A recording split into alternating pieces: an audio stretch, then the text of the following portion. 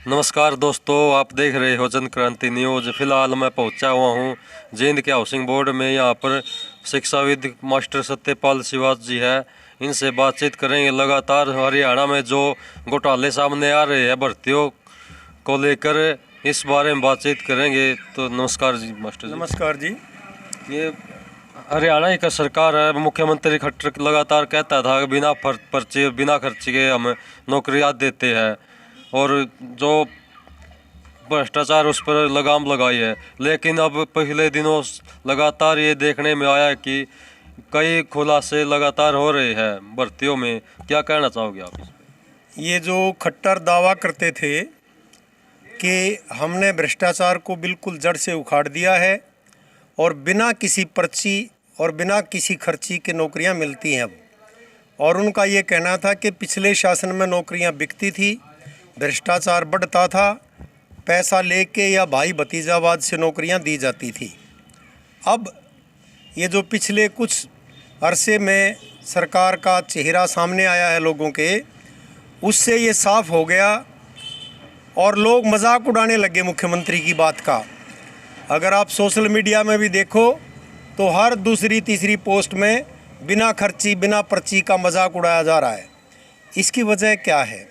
ताज़ा वजह में हरियाणा पब्लिक सर्विस कमीशन के उप सचिव मिस्टर नागर पकड़े गए 1 करोड़ की नकदी के साथ दफ्तर में, और अब जो उनसे पूछताछ के बाद बात सामने आई है, वो बाकायदा तौर पे जिन उम्मीदवारों से पैसे लेते थे उनकी OMR सीट में ही नंबर बढ़ा देते थे। ये अपने आप में एक ऐसा घोटाला है जिसको ये परिस्थिति से सामने आ गया, वरना तो ये माना जाता कि OMR सीट में कैंडिडेट ने खुद ही ठीक हल किए हैं प्रश्न। लेकिन अब घपला सामने आने के बाद इनकी पूरी प्रक्रिया पे विश्वास करना बहुत ही मुश्किल है। इस मामले में मैं एक बात और याद दिलाना चाहूँगा कि पिछले शासनकाल में, खट्टर के पहले शासनकाल में भी इसी तरह का घोटाला हाई कोर्ट की दखलंदाजी के बाद सामने आया था। हाई कोर्ट में किसी प्रतिभावान उम्मीदवार ने दावा डाला कि इसकी जांच होनी चाहिए, जांच करवानी पड़ी, और उस जांच के अंदर सैकड़ों उम्मीदवार ऐसे मिले जिनका रिजल्ट सीट में ही बदल दिया गया था। उनके पेपरों में कुछ और नंबर थे और सीट में कुछ और नंबर थे। उस टाइम पे लीपापोती करने के लिए मुख्यमंत्री ने आयोग के जो हरियाणा स्टाफ सिलेक्शन कमीशन का मामला था वो उसके अध्यक्ष को निलंबित कर दिया, और इसके बाद कुछ समय के बाद इंक्वायरी के नाम का नाटक करके, क्योंकि वो इनका अपना आदमी था भारती, उसको बहाल कर दिया और दफ्तर के 6 लोगों के खिलाफ पुलिस केस दर्ज कर लिया गया। ये इन बातों में आपस में संगति है और ये इस दावे की बिल्कुल पोल खोलता है कि नौकरियों के अंदर बहुत ज़्यादा संगठित भ्रष्टाचार है, नौकरियां बिकती हैं और फ़र्क पड़ा है कि उनका रेट पहले के मुकाबले में 2 गुना, 3 गुना, 4 गुना हो गया है। खासकर हरियाणा सरकार ने पिछले कार्यकाल में जब डी ग्रुप की भर्ती की तब ये दावा करना शुरू किया था कि हमने बिना किसी खर्ची के, बिना किसी पर्ची यानी सिफारिश के 18,000 युवाओं को ग्रुप डी में भर्ती किया है। हालांकि ग्रुप डी की कोई बड़ी नौकरी भी नहीं थी। इसके बाद जब वो धीरे धीरे मौके पे कोई नहीं बोलता, खासकर जिसका सिलेक्शन हुआ, ये क्यों बताएगा कि मैंने क्या इंतज़ाम किया था। लेकिन अब वो लोग बोलने लगे हैं। कई लोग निजी बातचीत में ये बताते हैं, किसी ने 7 लाख रुपए दिए, किसी ने 8 लाख रुपए दिए, किसी ने बताया कि हम पेपर खाली छोड़ के आए थे, किसी ने बताया कि हमारे को किसी खास जगह पे एक दिन पेपर जो आना था वो पहले दिन हल करवा दिया गया था। ऐसी काफ़ी घटनाएं सामने आ रही हैं। इसलिए अब कोई भी साधारण आदमी इस पे विश्वास नहीं कर रहा है कि भर्ती ईमानदारी से हो रही है, मेरिट पे हो रही है, वो पारदर्शी है। एक और बात खासकर नोट करने की है, वो है पिछले 7 साल के अंदर नौकरियों के टेस्ट हुए, इनमें से अब तक 28 मामले पेपर लीकेज के कारण रद्द हुए। ये अपने आप में ये भी एक संकेत करता है कि इनका जो अपना चैनल है पेपर आउट करने का, अगर उस चैनल से बाहर कहीं पर पेपर चले गए तो फिर ये उस पेपर को आउट करवा देते हैं ताकि वो भर्ती करनी ना पड़े, कोई और आदमी नकल वगैरह के ज़रिए ये सब काम ना कर पाए। और इस बात का ध्यान रखना चाहिए, सरकार इसकी जवाबदेह है कि हमारे हरियाणा जैसे बहुत जो कृषि प्रधान और मजदूरी पर आधारित इलाका है, लोगों के पास पैसा नहीं है देने के लिए, लेकिन वो लाखों रुपया कोचिंग में खर्च करते हैं और कोचिंग सेंटर्स के ज़रिए भी सरकार के भ्रष्टाचार में तार जुड़े होने की आशंकाएं रिजेक्ट नहीं की जा रही हैं। इसलिए अपने आप में ये रोज़गार का प्रश्न एक बड़ा प्रश्न है। हम ये मांग करना चाहते हैं कि तत्काल HPSC और हरियाणा स्टाफ सिलेक्शन कमीशन इनकी कार्यप्रणाली की समीक्षा हो, उसकी जांच की जाए और जो भी लोग भ्रष्टाचार में संलिप्त हैं उसमें गहराई में जाने की ज़रूरत है। एक नागर की जांच करने से पर्याप्त नहीं होगा कि वो एक कड़ी खुल गई, उससे आगे असली कड़ी क्या है, असली सूत्र कौन है, कौन राजनीतिक नेता इसके पीछे हैं जिनके पास ये पैसा पहुंचता है, इसकी जांच करने की ज़रूरत है। और पूरी जांच करने के बाद जिन भर्तियों में बड़े पैमाने पर अनियमितता है उनको रद्द करके और मेरिट पे दोबारा से भर्ती की जाए। एक तो सवाल ये है। दूसरा सवाल ये है कि ये जो 100% नंबर केवल रिटन टेस्ट के हैं, ये भी अपने आप में एक घपले की जड़ है। एक आदमी 10 साल, 12 साल, 15 साल, 18 साल, 20 साल तक शिक्षा प्राप्त करता है। वो matric, +2, graduation, post graduation, research तक करता है, उनकी कोई वेटेज नहीं है। इसलिए हमारा ये भी मानना है कि रिटन टेस्ट की वेटेज ज़्यादा से ज़्यादा 20 या 30% तक ही होनी चाहिए। बाकी नंबर एकेडमिक जो रिकॉर्ड है कैंडिडेट का, उसकी वेटेज के आधार पे मिलने चाहिए और इंटरव्यू के लिए कोई नंबर नहीं मिलना चाहिए। एक बात और संदिग्ध इस शासन में सामने आई है, वो आई है टेस्ट पास होने के बाद कागज़ वेरिफिकेशन के लिए भी बड़ी संख्या में लोगों को बुलाया जाता है। जब सरकार ने ये कहा कि क्लास 3 और क्लास 4 में कोई इंटरव्यू नहीं होगा, तो टेस्ट के अंदर फिर कई गुना उम्मीदवारों को उनके सर्टिफिकेट वेरिफिकेशन के लिए क्यों बुलाया जाता है? इसके पीछे भी एक बैकग्राउंड है। वो बैकग्राउंड है जो अतिरिक्त वेटेज है, टेस्ट के अलावा जो वेटेज है उसके ज़रिए घपला करने की। बड़ी संख्या में लोगों को बुला लेते हैं, कैंडिडेट्स को पता नहीं चलता कि उनका नंबर आता है कि नहीं आता है। ऐसे भी उम्मीदवार हमारे को कई मिले हैं जिन्होंने ये बताया कि उनका 10 बार सर्टिफिकेट वेरिफिकेशन के लिए तो नंबर आ चुका, लेकिन सिलेक्शन नहीं हुआ, क्योंकि वो जो एक्स्ट्रा वेटेज है उसके अंदर हेरा फेरी के भी कुछ मामले पीछे सामने आए थे।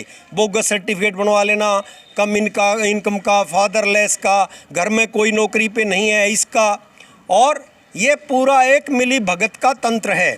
जहाँ से ये सर्टिफिकेट बनते हैं उसको भी आप ये नहीं कह सकते कि इसका सरकार से कोई ताल्लुक़ नहीं है, वो भी सरकारी तंत्र ही है जहाँ पे ये सब चल रहा है। इसके आधार पर हम कह सकते हैं कि ये जो प्रक्रिया है ये अपने आप में संदिग्ध है। टेस्ट पास होना ही अपने आप में मेरिट को शो नहीं करता। एकेडमिक रिकॉर्ड, कुछ टेस्ट की वेटेज और उसके बाद इंटरव्यू का कोई नंबर नहीं। और एक बार जब सिलेक्शन की लिस्ट तैयार हो गई, आप उनके जो अदर क्वालिफिकेशंस के नंबर हैं, जो एक्स्ट्रा वेटेज के नंबर हैं, उनके कागज़ों की भी भले पहले जांच करें, लेकिन एक बार जब आपकी लिस्ट तैयार होती है तो आप सिलेक्टेड कैंडिडेट की लिस्ट जारी करें, ना कि डॉक्यूमेंट वेरिफिकेशन के नाम पे कई गुना उम्मीदवारों को बुलाएं। ये सब कार्रवाई की ज़रूरत है। और मैं अपने लंबे अध्यापन अनुभव के आधार पे बता सकता हूं, और उस लंबे अध्यापन के अनुभव में हमने लंबे समय तक कर्मचारियों के संगठनों में, सर्व कर्मचारी संघ हरियाणा में, हरियाणा विद्यालय अध्यापक संघ में लंबे समय तक काम किया। उस अनुभव के आधार पे बता सकता हूं कि खुले तौर पे नौकरियां बिक रही हैं, ईमानदारी, पारदर्शिता ढोंग है, और इसलिए इस पूरी प्रक्रिया को एक बार रोकते हुए और सारी का रिव्यू करके तब ये नए सिरे से पारदर्शी ढंग से भर्तियां की जानी चाहिए। और ये बार बार लीकेज और ये घपला, इसकी जड़ें शासन के केंद्रों पे हैं, इनके अपने लोगों के पास हैं। असली कार्रवाई उनके खिलाफ बनती है, उनके ऊपर मुकदमे दर्ज होने चाहिए। धन्यवाद। युवा भी लगातार कोचिंग सेंटरों में अपना समय बिताते हैं, दिन रात किताबों में पड़े रहते हैं, उसके बावजूद भी उनको सिलेक्शन नहीं हो पाता, तो निराशा भी एक तरह से देखने को मिलती है। तो क्या कहोगे आप ये कोचिंग ये सेंटर के बारे में? एक तरह की अंधी दौड़ है। एक ज़माना था, मुझे याद है, जब मैं 1980 में अध्यापक बना पहली बार, उस समय तक ज़्यादातर हमारे बच्चे सरकारी स्कूलों में ही पढ़ते थे। प्राइवेट स्कूल अगर कहीं पर थे तो वो सरकारी सहायता प्राप्त स्कूल थे, वो भी एक तरह के सरकारी स्कूल ही थे। नई शिक्षा नीति जब 1986 में आई, उसके बाद बिना सहायता प्राप्त स्कूलों का एजेंडा खुला और नए स्कूलों को मान्यता दी जाने लगी बिना सहायता के। उसने सबसे पहले एक सवाल खड़ा करवाया प्रचार में, और जिसमें भी उस दौरान में जो भी सरकारें रही अब तक, उनका भी हम कह सकते हैं कि जिम्मेवारी रही है कि सरकारी स्कूलों की आपराधिक नज़रअंदाजगी हुई। ये प्रचार किया गया कि सरकारी में पढ़ाई नहीं होती और प्राइवेट स्कूल में पढ़ाई होती है। अब कहाँ पहुँच गए हैं, ये कोचिंग का रहस्य मैं बोलता हूँ। अब क्या हो गया कि नाम प्राइवेट स्कूल में लिखवाओ, नॉन अटेंडिंग, इसके नाम के 15-20 हज़ार रुपये एक्स्ट्रा फीस स्कूल को दो और काम करो कोचिंग सेंटर पे। ये खेल छोटी क्लास से 9वीं क्लास से शुरू हो जाता है और बच्चे पढ़ते पढ़ते भी कोचिंग लेते हैं। जब उनकी पढ़ाई पूरी होती है फिर वो नौकरी के लिए कोचिंग लेते हैं। इसमें माँ बाप के खून पसीने की कमाई का और बहुत बार कर्ज लेके भी माँ बाप बच्चों को ऐसी संस्थाओं में भेजते हैं। कई लाख रुपया खर्च होता है और जब उनको ये सारे प्रयत्न करने के बावजूद भी निराशा हाथ लगती है तो जाहिर है कि युवाओं में भारी आक्रोश है और निराशा हाथ लगनी ही है। आपने मानसिक रूप से परेशानी का सामना करना पड़ता है। निराशा हाथ लगनी है क्योंकि बार बार परीक्षाएं देंगे तो मानसिक तनाव भी होगा और उपलब्धि जब तक नहीं मिलेगी उनके जीवन की दिशा भी नहीं बनेगी। और एक असली जो कारण है जिसको समझने की ज़रूरत है कि निराशा क्यों पैदा होती है, कि बच्चे बहुत कुछ जानने के बाद भी सिलेक्ट क्यों नहीं हो पाते। वो इसलिए नहीं हो पाते, आपने 90 नंबर का या 100 नंबर का पेपर लेना है, आप जब अपने लोगों का पूरा पेपर खुद ही करवा रहे हो तो कोई विद्यार्थी, कितने विद्यार्थी होते हैं जो स्वयं की तैयारी करके 100 में से 100 नंबर लेंगे या 100 में से 98 नंबर लेंगे या 99 नंबर लेंगे। इसका मतलब ज़्यादातर की कोचिंग पे जो खर्चा है वो वेस्टेज है। एक तरह की अंधी दौड़ शुरू कर दी गई है लोगों को लूटने के लिए कि एक चीज़ है उसको प्राप्त करने वाले कई लाख हैं और उसको आप इस अभाव की वजह से बेच रहे हो, तो निराशा पैदा होगी और ये युवाओं का आक्रोश सरकार के ऊपर भारी पड़ेगा। हमारा ये कहना है, उचित ये है कि सरकार थोड़ा नियोजित करे रोजगार के सिस्टम को, पदों को सैंक्शन करते हुए भी इस बात का ध्यान रखा जाए कि कहाँ हमारी कितनी पोस्टों की ज़रूरत है, उसी के अकॉर्डिंगली ट्रेनिंग्स वगैरह देना।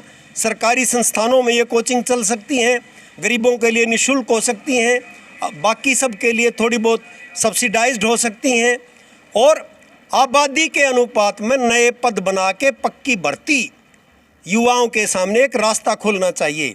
बड़े शर्म की बात है कि इस दिशा में बढ़ने की बजाय हरियाणा में भाजपा और जजपा की सरकार हमारे युवाओं का शोषण करने पे लगी हुई है, मजदूर किसान का शोषण करने पे लगी हुई है और रोजगार देने की बजाय भ्रष्टाचार को बढ़ावा देने पे लगी हुई है। ठीक है, धन्यवाद आपका। ये थे मास्टर सत्यपाल सिवाज जी, जिन्होंने डिटेल में बताया कि किस प्रकार से हरियाणा में कोचिंग के नाम पर और भर्ती के नाम पर अंधाधुंध लोगों की लूट हो रही है। आपको ये वीडियो कैसी लगी, इस बारे में अपनी राय ज़रूर दें और बताएं कि आपका कोचिंग सेंटरों के बारे में, हरियाणा की सरकार के बारे में क्या कुछ कहना है।